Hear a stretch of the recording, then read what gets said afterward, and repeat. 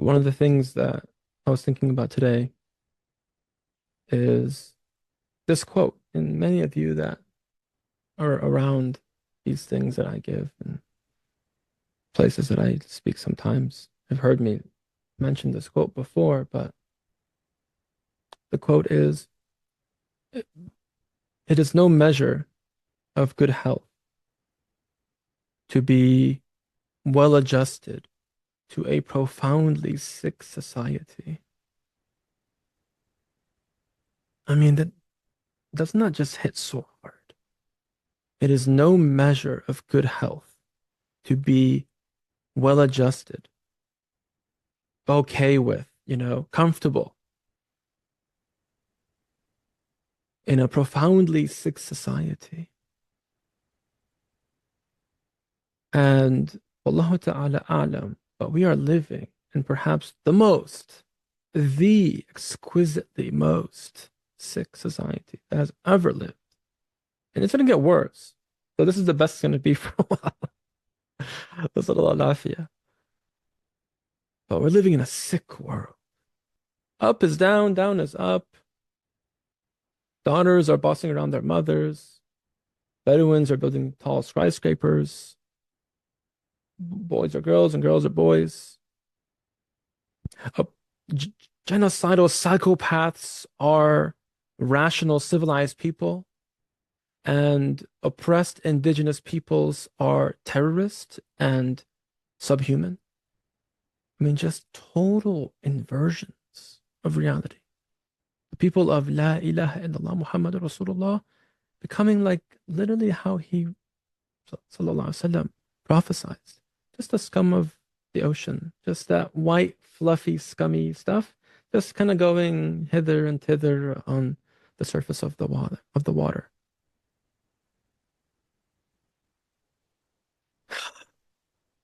We're in that time. The installations of the Dajjalic world are happening. They're materializing as we speak. And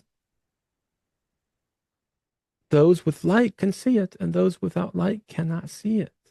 Maybe they have an inkling somewhere that some things are not going well, but if you don't have nubuwah, if you don't have khabar from Allah Ta'ala through the Prophet ﷺ, news from Allah, celestial news from the heavens beyond of what's going on and what's the meaning of all this, then you just kind of get this real, inkling of something's wrong. My humanitarian, uh, little muscle, this little thing inside of me is vibrating. Something's off, but I don't know. And if I don't have deen, pretty much just turning to alcohol or weed, marijuana, or something to numb it away.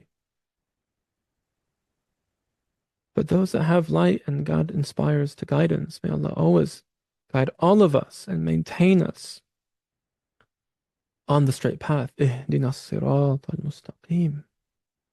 People of dhikr, people of light, people of Hezbollah. And again, for those of you that have just come, I'm not necessarily talking about the group in southern Lebanon fighting with Israel right now. I'm talking about the Quranic reality of Hezbollah, the people of Allah, the people of dhikr, the people of light.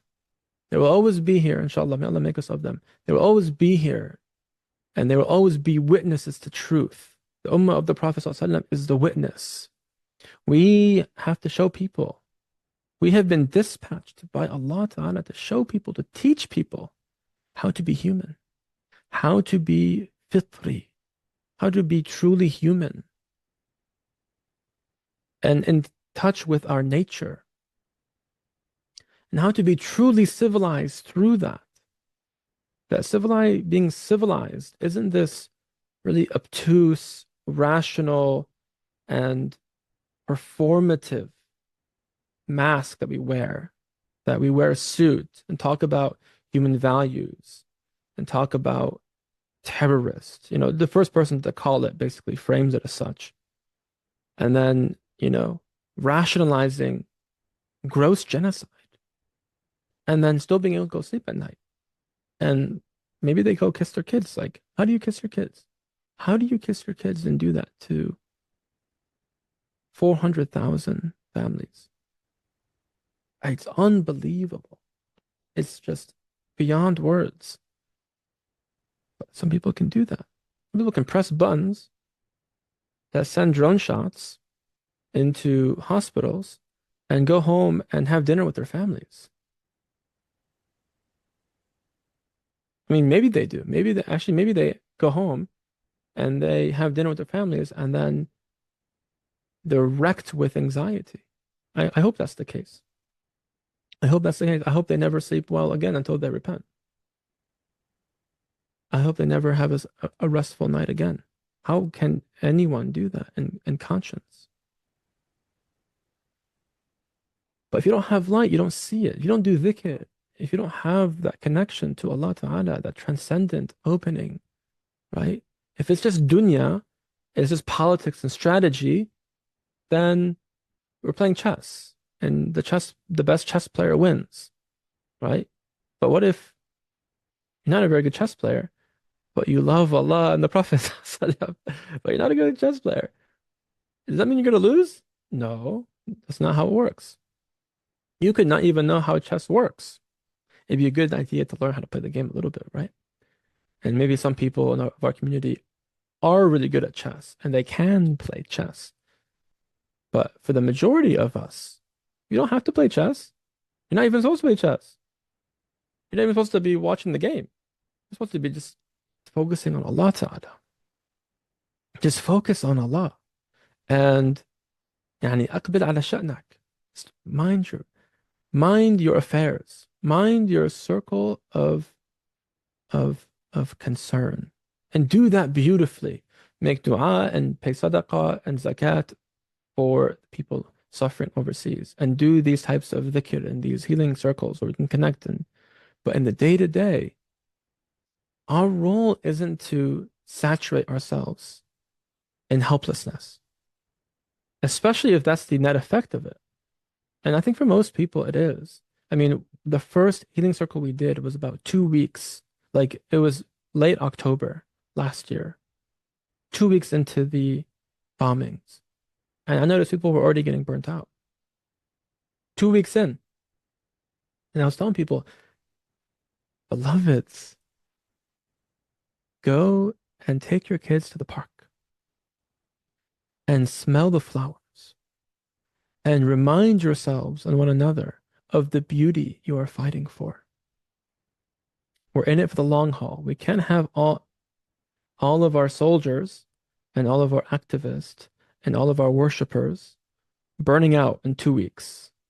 Who knows? This may be ongoing for the rest of our lives.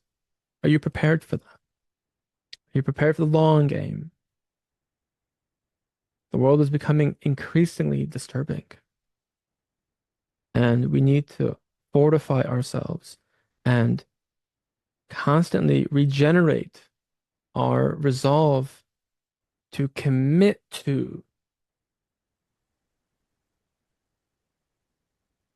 the fight, the good fight, inshallah.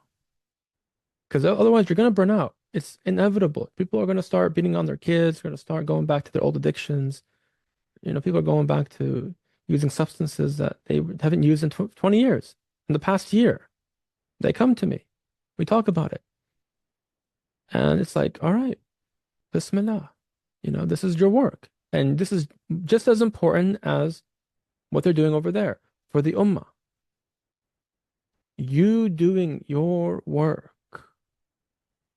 and connecting to your heart and connecting to Allah and opening up that window to the unseen and bringing the light in through you to the world is just as important for the ummah as it is for other people fighting in the ribat on the frontier lands. Everyone has a role to play.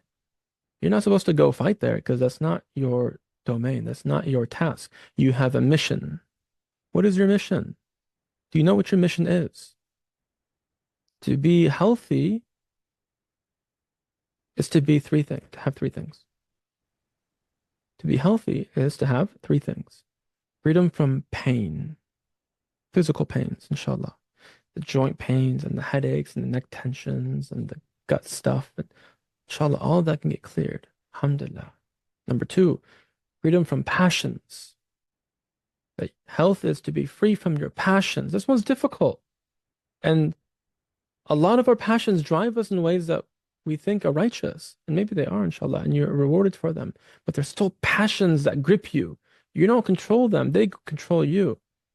And it's something that can muddle the third thing, which is purpose, the presence of purpose. The presence of purpose. What is your mission? It may not be sitting online all day watching houses get bombed and children screaming in hospitals. I can't take much of that anymore, to be honest with you. I have to come back and remind myself of these things regularly, and I do, but I can't sit there all day and do that because I leave my mission, which is like, for example, holding a space like this, taking care of my kids, and taking care of my patients, and teaching my students, and doing the things that are all, inshallah ta'ala, at least for me in my world, through my intention, meaningful and contributing to the ummatic mission of the Prophet sallallahu alaihi wasallam, which is reviving the deen, healing people, bringing them back to their bodies, to their hearts, teaching people how to be human again, how to be aligned with the fitrah again. This teaching is going to be lost if we don't talk about it anymore. It's fardul kifaya to teach this. Fardul kifaya. Maybe fardul ayn. I don't know. But for sure, minimum fardul kifaya. It's a communal obligation. Someone has to talk about it. And who's talking about it? We have to connect with our mission. And that may be at this stage of your life, taking care of your 2, 3, 4 beautiful, believing children. Allahu Akbar. What a mission that is. That's a real mission. Those of you that know, that's a real mission. And kudos to all those amazing mothers, usually, that are on the front lines of that work, raising the next generation of believers. They carry the baton of La ilaha illallah Muhammadur Rasulullah sallallahu alaihi wasallam. Because if this continues for another 30 years, I'm going to be nearly 70 when that happens. What can I do in 70?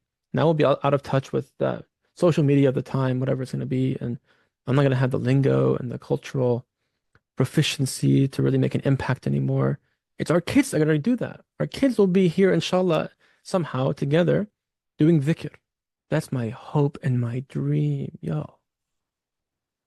Allah, raise these kids to be believers, to have nurul iman in their hearts.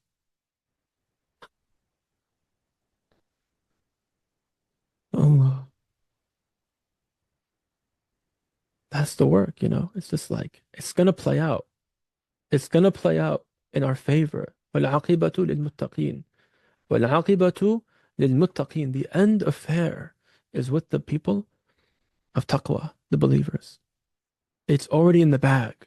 We don't have to effort. We just have to do what is our role. Do what is before us, Allah has placed before us as a mission. If you're in a position of power, of leadership, of influence, you drop into that fully and honor that. And it's a burden and a responsibility. And if you are a student, then you fully go into your studies. Fully immerse yourself in your studies and make your intentions.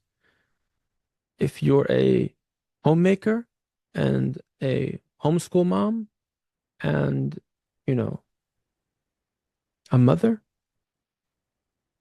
then that's your mission. That's a tremendous mission. Don't let anyone take that from you. We need people like that. We need people that are connected to the mission, that connected to the light of the Prophet ﷺ, connected to the light of dhikr, and they can transmit that to the children so that they grow up acclimated to light, so that when it becomes their turn, they know what light is. They can see clearly the light that they've been given, and they can embody that light and continue to share it in a world that's going to be even more dark than this time. Wallahu a'lam, and we ask Allah Ta'ala for afiyah.